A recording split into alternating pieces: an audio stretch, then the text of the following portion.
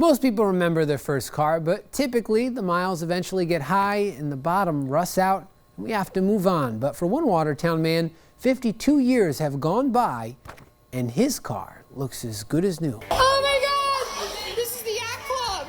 Water crashes the party last night at the Crescent Yacht Club in Chameau. The floodwaters keep rising. At this point, the Army Corps of Engineers says Lake Ontario levels are right on par with the record of 2017. Authorities say a woman took them on a high-speed chase through Lewis County. Now she's facing 52 charges. A shooting at Watertown's Rio nightclub. Tonight, the man police say is responsible is now in the Jefferson County Jail. A little after 1 a.m. this morning, police say 31-year-old Julio Landrin Sanchez, who was staying with family in Watertown, fired off a gun. We start out tonight with breaking news in the town of Brownville. Dispatchers with Jefferson County say a car crash happened here on State Route 180 between Ransom Road and County Route 54. Samuel Webster's parents say they're disappointed that Hammond Central school officials didn't clear their son's name after Samuel brought a non-functional BB gun to school. Cruddy day, but it was so nice to wake up and just look at the temperature and say, I don't need to wear a coat today if I don't want to. And native and former St. Lawrence University coach Greg Carville finds himself coaching UMass in the NCAA Frozen Four. Plus, putting an end to cash bail with certain charges and banning plastic shopping bags. Both are in today's state budget deal, but this is a slap in the face to upstate New York. Tonight we start with something that's not in the state budget. One North Country lawmaker says he's upset about money being cut that helps North Country communities recover from the wrath of Mother Nature's harsh winters.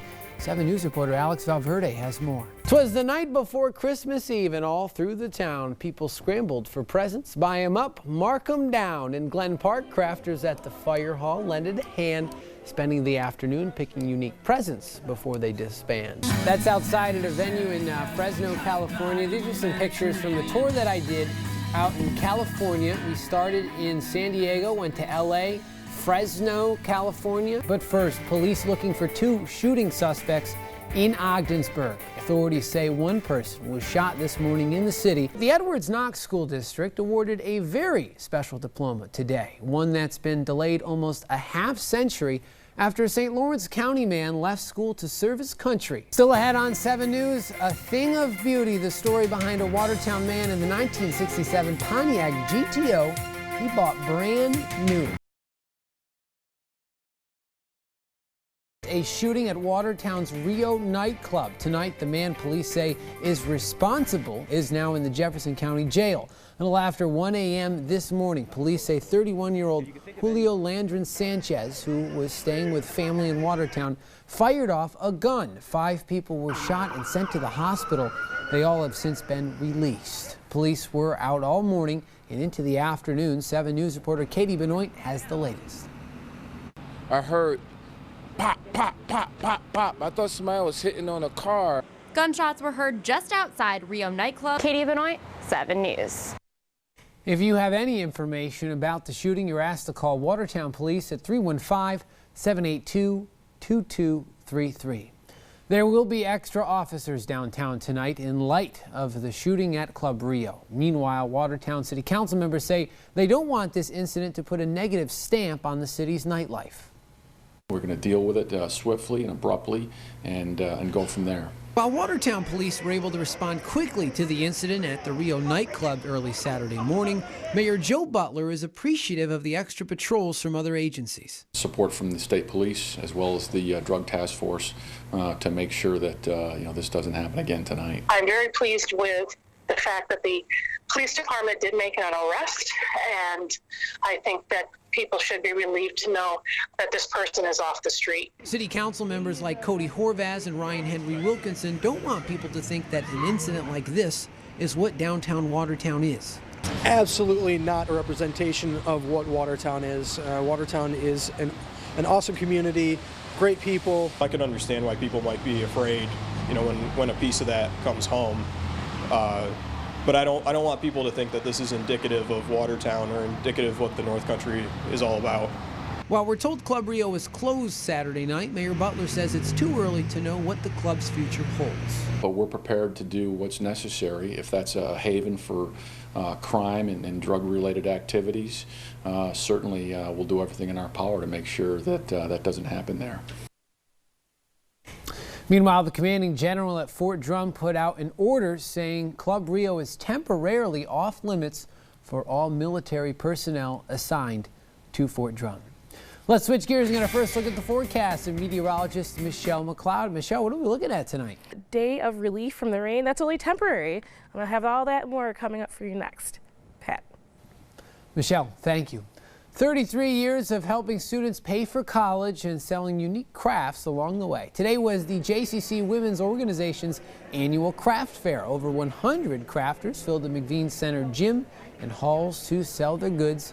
The money the women's organization raises from booth and ticket sales goes towards a scholarship program. The scholarship provides assistance to women going to college. I'm a commuter, so I come here from Lowville every single day for the weekdays, and it definitely has helped with paying gas, and it'll go towards that for the remainder of what it has. I'm a single mom in the nursing program, and it's, you know, I have no job currently except going to school full-time, and so it just helps with, you know, everyday bills that need to be. The craft show brings in between $5,000 and $8,000 a year for the scholarship program. Still ahead on 7 News, a new opioid is about to make its way into hospitals after the FDA approved it. And General Brown Lions meet top seed Holland Patton in the Section 3 Class C championships. Rob is in with sports when 7 News tonight.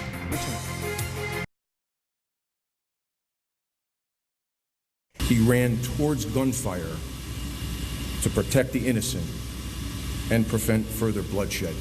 Well, tonight on 7 News, honoring slain trooper Joel Davis, a funeral ceremony that brought out thousands of people to pay their respects, and hundreds more lined the streets of Watertown as Davis was transported to his final resting place. You're watching the North Country's news station. 7 News this evening starts now. Good evening and thank you for joining us. This afternoon it was the funeral for Trooper Joel R. Davis. Thousands of law enforcement officers along with friends, family, even strangers said goodbye and thank you. Davis's funeral was held at McGrath Sports Complex on Fort Drum.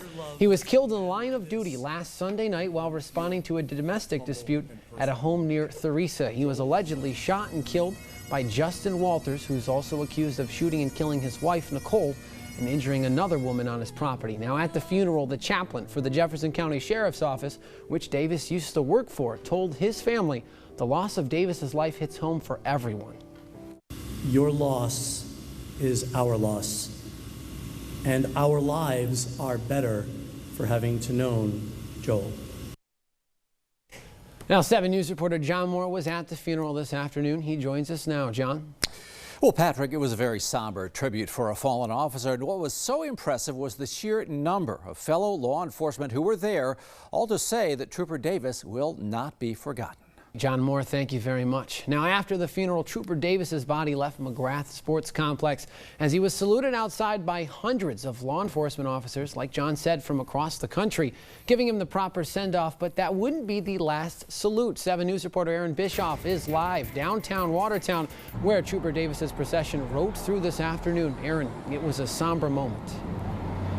Yes, Patrick, there were hundreds of community members, young and old, here in Public Square in downtown Watertown. Well, Aaron Bischoff, downtown Watertown. Aaron, thanks. And tomorrow, friends and family will pay their last respects to Nicole Walters, the wife of accused killer Justin Walters.